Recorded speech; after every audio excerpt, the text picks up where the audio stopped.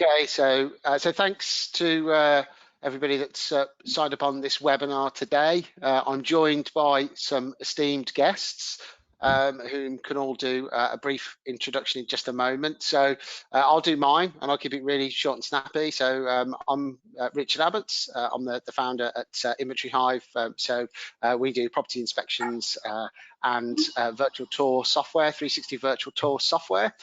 So we thought we'd put together a session today to really explore property viewings, essentially. So whether it's letting to a tenant or whether it's selling a property, looking at how you approach those viewings, whether you're doing them, as I say, in person or whether you're doing remotely via a video or a tour, and to look at the kind of wording that you might use, and to even look at the selection process for how you might arrive at, at doing that, at making that decision between an in-person tour or doing it remotely. So I'm joined by Double D, David Votta and David Mintz. So to avoid confusion for the purposes of this, I'll refer to you as Votta and Mintz, and also Ian Crampton. So Mr. Votta, I'll let you do a brief introduction, and then Mr. Mintz after that. Lovely, thank you, Richard. Yes, I'm David Votta. I am the owner of Votta Sales and Lettings. We are a Kent-based multi-award-winning lettings and sales business that specialise in sales, lettings, buy-to-let, investments, all that kind of stuff. I'm also the president-elect for ARLA Propertymark. ARLA Propertymark, or Propertymark as a whole, are the UK's foremost professional body for accredited agents. So we specialise in working to a standard higher than what the law demands. So my current status is president-elect. Next year I take up the hot seat as the president, where I won't see my family ever again. That's me. Thank you, David. Mr. President. I'll take it up from there.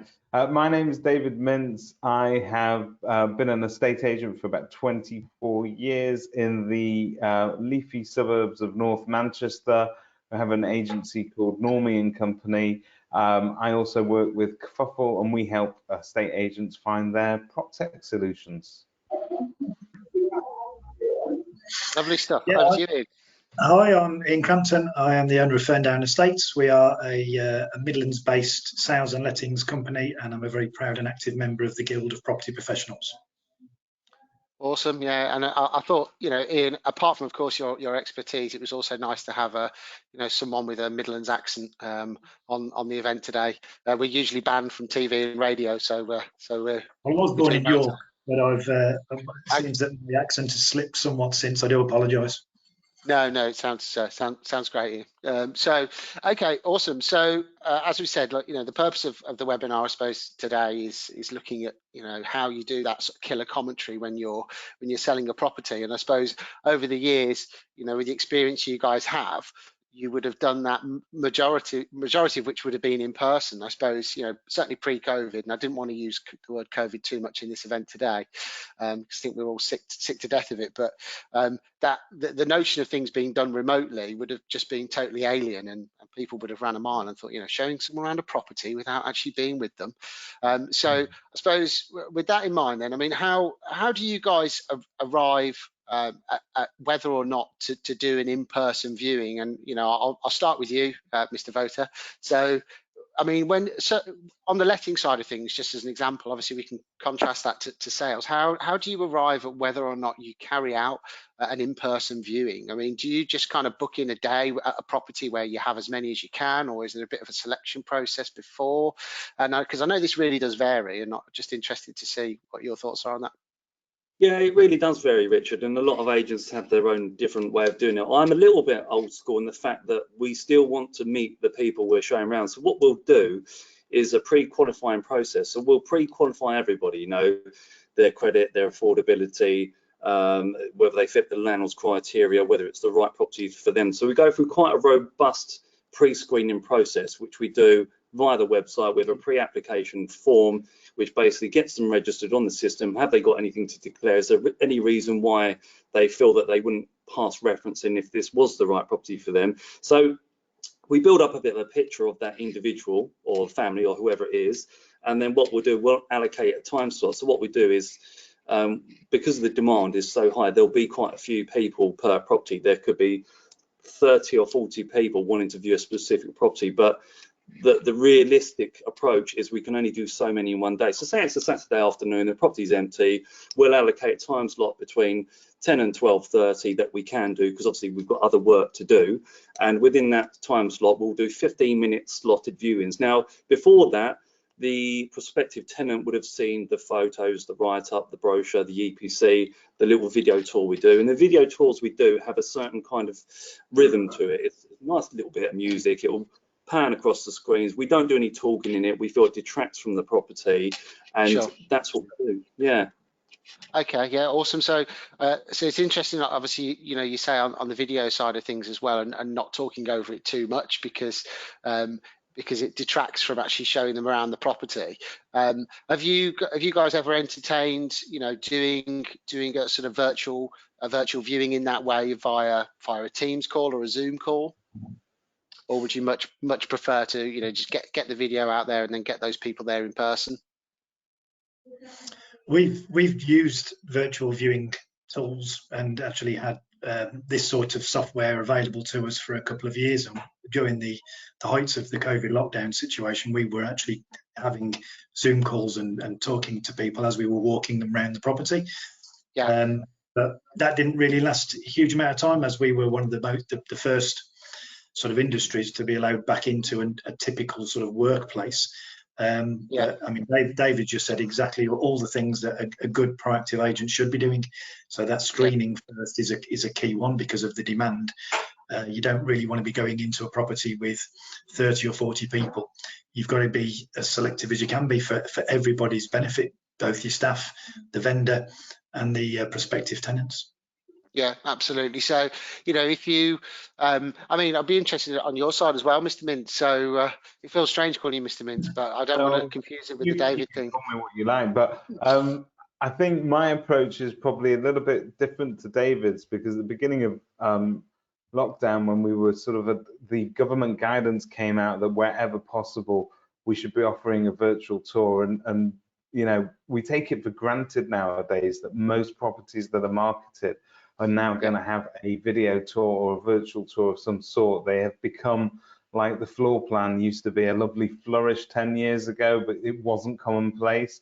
Now everybody has a floor plan before going to market, and now everybody has a video. So, but at the beginning of that first, when we were sent back to work that day by Robert Jenrick, we had to pivot very quickly to bring in, to make room for video content. And for the first few that we didn't exactly as David's been doing, with the sort of very slow pan and the lovely music. And we found that we were perhaps, you could quite easily fall asleep to one of those if you were, you know, because it was very stately and it was just very nice. But what we wanted to do is to try and use it as a sales opportunity as well, to sort of, because sometimes, let's face it, not all properties, the thing with a video is it does do so much detail that somebody might make the mistake of thinking, I don't need to go and see that now, and they'll discount it after watching 2 or 3 minutes of video. So what I started to do was extremely raw, not particularly professionally edited videos. It was me and a mobile phone saying, look, I'm at this property today. I'm going to just tell you where it is. It's well situated because down the road it's got the best local primary school. The bus stop is just 20 meters away. Let's go in and have a look. And as I went through each room, I would then say the sort of things that I might find myself saying on an actual in-person viewing. So we thought it would be used as a another sales opportunity to kind of add value, but it's not for everybody. It's not for every presenter to do either, and some people hate them, and some of my vendors absolutely love them. Yeah, this is it. I suppose, like, you know, when we were, you know, putting thoughts together for this webinar, we were kind of looked at it and thought, well, that there are, you know, there's a few ways that you can essentially do these viewings. Obviously, you've got the old school one where you do the in-person viewing, and that's what prompted me to ask the question about how you guys, you know, vet and you know, and screen those viewers before you carry them out. Then you've got the remote option via, you know, photos and videos, and I think that often tends to be the go-to, doesn't it, the video, because it's often, you know, quite quick to edit. But I suppose the downside to that, if you look at the pros and cons, is that that individual doesn't necessarily have the ability to go around at their own pace. But then again, they don't get the narrative that you can give them about the local area, you know, and I suppose it's about getting those points across. And one of the things we want to do on the back of this webinar is just to provide a list really of all the, you know, almost like a checklist of sort of, you know, the key points that people want to get across. Obviously, I did a bit of like desk research beforehand as well, looking at, you know, some of the things that are in there. I mean, I don't know how you convey some of these things, but, you know, these are the kind of things that you know, you might struggle with remotely about, you know, the building being structurally sound, or, you know, how much storage space there are, because often you might need to be there in person to kind of get that, you know, get that information across. Hence, obviously, you know, in my head, I've kind of thinking that an area that agents perhaps, you know, haven't explored so much at the moment is doing that sort of, you know, talking around a virtual tour after you've got back to the office. So like maybe creating, you know, a virtual tour with, you know, your 360s and your hotspots. Then when you come back, you could do a Teams or a Zoom with somebody remotely, or better still, to avoid having lots of things in the diary, you could do a screen recording of you talking around the virtual tour, so you still get that narrative, and then you've got a choice that they can do it at their own pace via a tour, or they can do, you know, their own narrative and walk around the property. And that, I suppose, is you know, the kind of thing that you could do at the comfort of your desk rather than doing it all there live at the properties. I mean, is that something you guys would, you know, consider when doing these kind of tours? Anything's possible, as we said, Richard, before COVID. We didn't want to use that word too often, but we were all doing things differently. The points of that both Davids have made are both, you know, both had merit, because using Facebook Live or Teams or we've used all of them in some way, shape, or form. I think for me and my staff, and then talking about lettings slightly different with sales. So lettings, it's good for us to go out and meet the people in person where we can, when it's safe to do so. But in some cases, you want to just be there and double check some of the answers that you're getting from those tenants that they've filled in on themselves on a self-registration form, and sometimes being able to be there and ask those questions again and make sure you're getting the same consistent answers is quite a key thing. From the sales side, I've done, you know, we're in the Midlands and these people are buying from all over the world because of HS2. So you get people who can't visit the properties, and then you are relying more on a more remote process. And I've done WhatsApp videos, FaceTimes, all sorts of virtual viewings, in the same way that Mintz said, you've got all these things now in our armour. I'd just say the one point, and lettings, and David Votta may understand this, agree. The marketing of rental properties in particular, I look online and see some of the marketing, and a lot of agents, they don't put floor plans on, they don't do videos for rentals. It's very much a sales dominated area, and I think that that's where a lot of rental companies, property management companies, really should be up in their game to allow prospective tenants to view the property in as much detail as possible, using some of the property technology that we have available to let tenants see the broadband speeds, the connectivity, the local transport links. So there's some great stuff out there that all we're doing is trying to save time. Yeah. So, I mean, so David Votta, would you say that the you know, part of the reasoning behind that, you know, a lot of letting agents perhaps not doing the, you know, the virtual tour and video stuff so actively is just purely down to demand, that, you know, as soon as a property goes up, you know, so therefore there's, there'll probably be agents out there probably hate me saying it, but it's laziness as well. I mean, the way I look at it is the demand is huge, and Ian and David will agree that, you know, you're doing viewings, you've got multiple people. How do you decipher them? It's all about the pre-screening. And also another thing, what you've got to remember here is that a lot of people, I don't know about Ian and David, but a lot of people I talk to across the country are short on listings at the moment, especially in lettings. So if you imagine you're a prospective landlord, you're looking for your next letting agent, you want to see how your potential property will be advertised. And if the agent's not doing video tours or floor plans or a nice juicy write-up or something that's going to attract them, then you've got to think, well, how are they going to market my property? So on the same token, it is a lot easier now than it was back in 2009 to let properties, but we've also got to remember, let's not get lazy with it. And for me, I'm a lover of good software, you know, I'm an old school agent, but if you've got good software, you can work very, very effectively. And for us, we've got good bits of software. Now, when I was working in a couple of larger corporate agencies back in the day, the software was so clunky, and it took me about 3 hours to do an entire listing from the moment of coming away from the property to getting it on the system. Now I know that I can link everything up, so on my drive back from the listing, the photos are downloaded onto my phone, on my iPad. I can tinker with them, upload them straight to the software, get a listing done a lot more quicker and efficiently than I used to, and it's done, it's out there, the video tool's done. Now for me, I don't know about Ian and David, because I'm still quite hands-on with the business, I quite like doing video tours, and I know David says sometimes they can send you to sleep. If you've got like a really big classic one, you've got the classical music, it can get a bit tedious, but I like a little bit of an upbeat jingle just to get people going, and then I'll add in like birds chirping or a dog barking just to keep their interest, just to kind of, you know, get the audience engaged. I try and do my video tours, if possible, in under a minute. You know, I'll put them on Instagram, that then goes across to Facebook. And then what I also do, I know I'm probably going around the houses a bit, but when we have a tenant, for example, that wants to register with us, we send a holding email, click the link to our online registration. Also, if you follow our Facebook and our Instagram pages, you get a 24-hour head start for any new properties that come up. So whenever we put a property on the market, we'll put it on Instagram and Facebook first before it goes on your Rightmove, your Zoopla, you're on the market. So it goes to our client base straight away. It says, look, client base, this is what we've got, get booked in so you don't avoid disappointment. But then also you're appealing to the masses and you're casting your web so wide to reach that demographic. Because I know a lot of agents now are not even advertising on the portals. They're literally going, oh, well, I've got my database, I'll dip into that, which is great.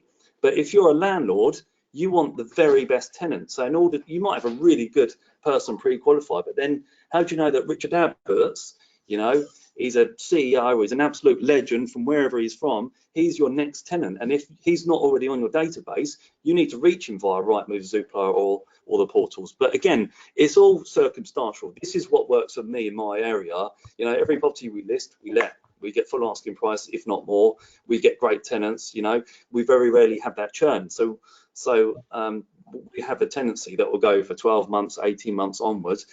Our average tenancy is probably around 18 months, you know, and normally they're around 6 to 9. So it just goes into the key questions in some cases, which sometimes you can't get until you speak face to face. You can speak over the phone, you can talk about it, but you're looking at body language as well, aren't you? Yeah. So you're talking about this about being about the viewings and trying to use technology. But it will never replace an absolute face-to-face process. Yeah. Absolutely. It's also.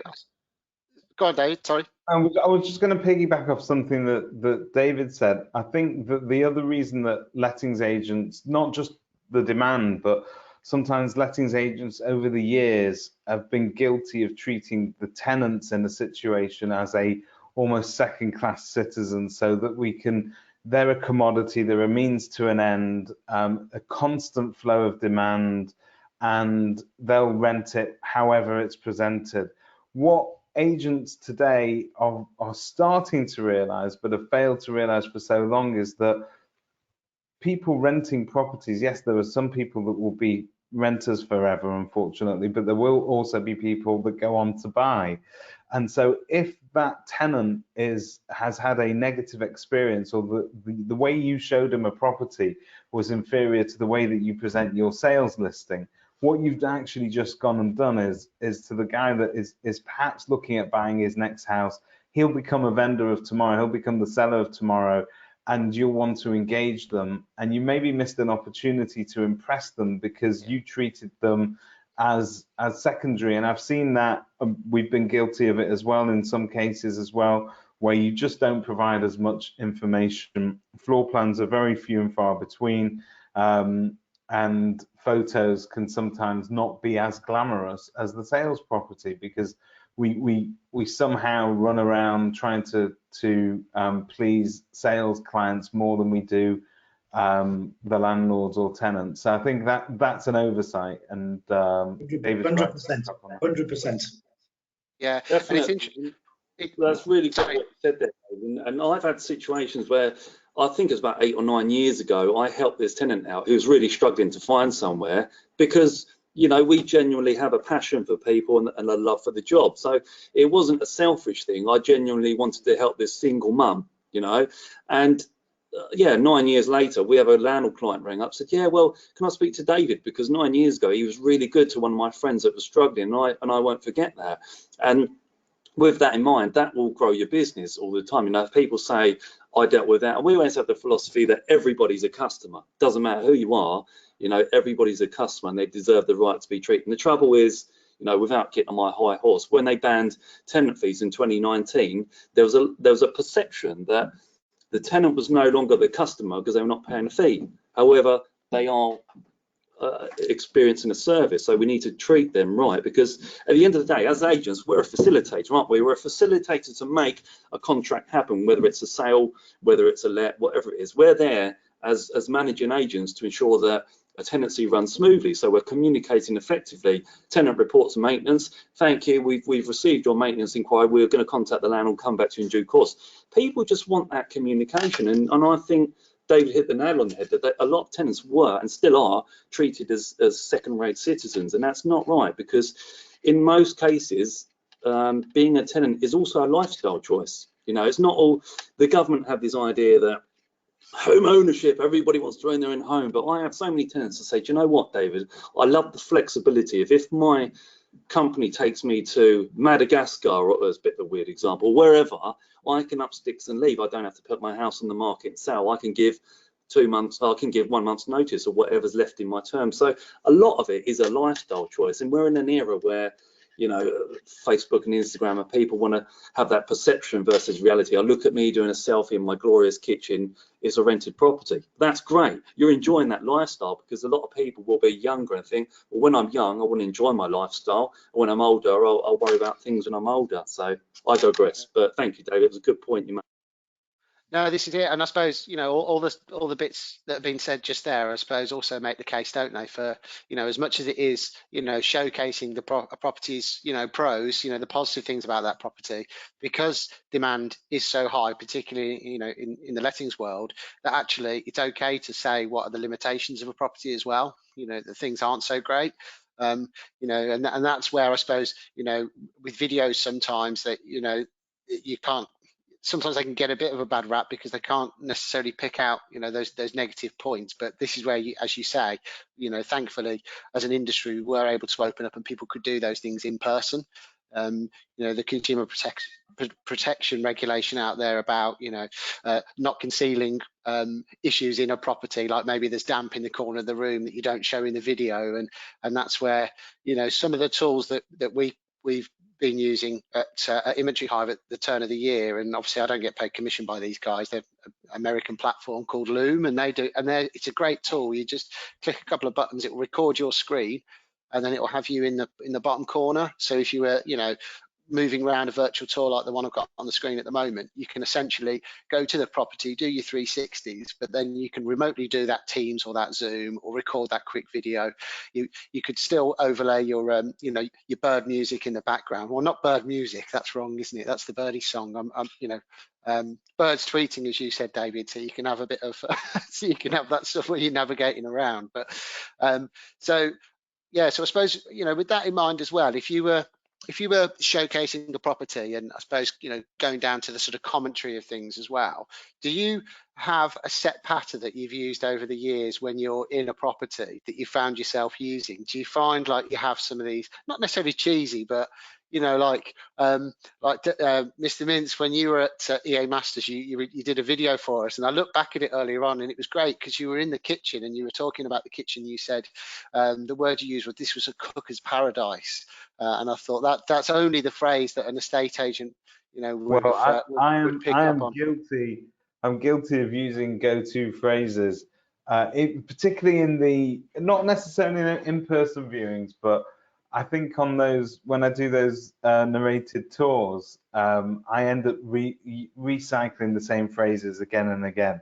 So yeah. When I get to the kitchen, I normally describe it as being the true hub of any house, you know. So, but because that's where all the action happens in my house.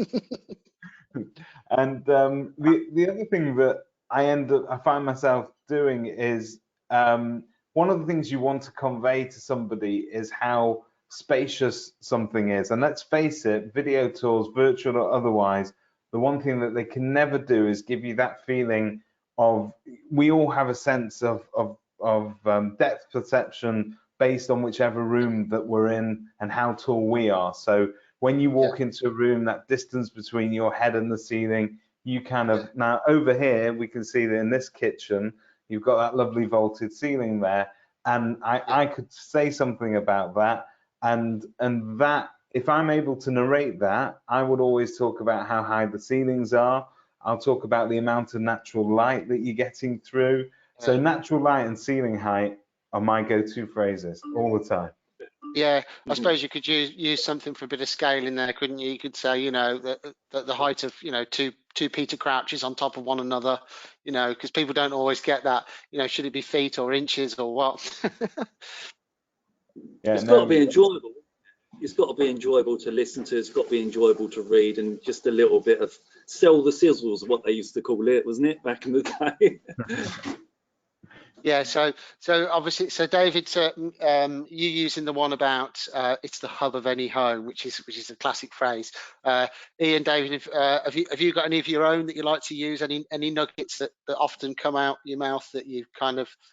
I think it depends on who it is you're targeting, because tenants will maybe looking at property for different reasons. So connectivity always, and I know that can be very much a sales, but in terms of the energy efficiency, we'll mention that in some cases if it's a very relevant element. But yeah, in most cases it depends.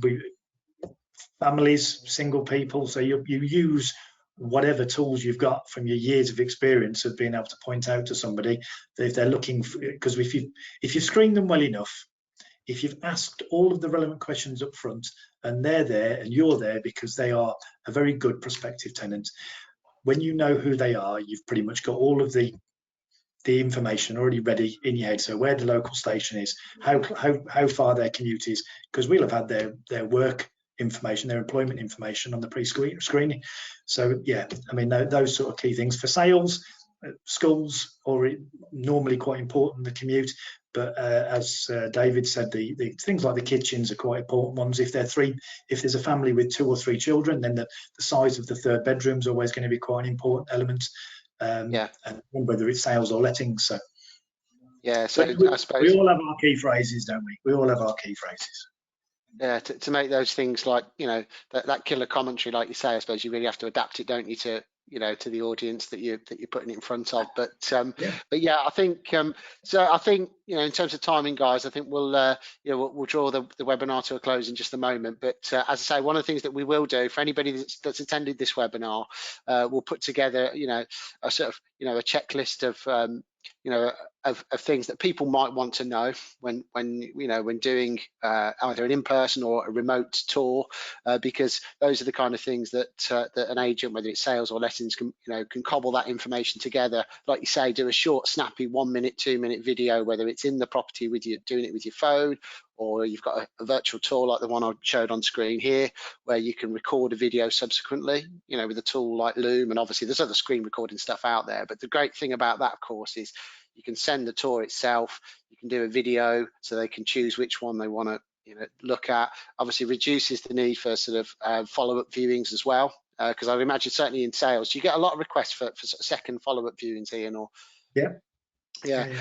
You know, and that is the kind of thing where obviously, you know, technology and that word, we've used it 3 times now, COVID, that I suppose we're all working a little bit differently to how we did before. But yeah, we'll put that guide together, and then we'll share it with anybody that's attended the webinar as well. And so yeah, so that's awesome, guys. So thank you so much for giving up your some of your time today to jump on the webinar. We really appreciate it. And yeah, maybe we'll do another one at some point soon. Obviously not on the same subject because nobody would sign up. But been a pleasure. Thank you. Cheers, guys. Yeah, no worries. Take care, guys. See you later. Bye.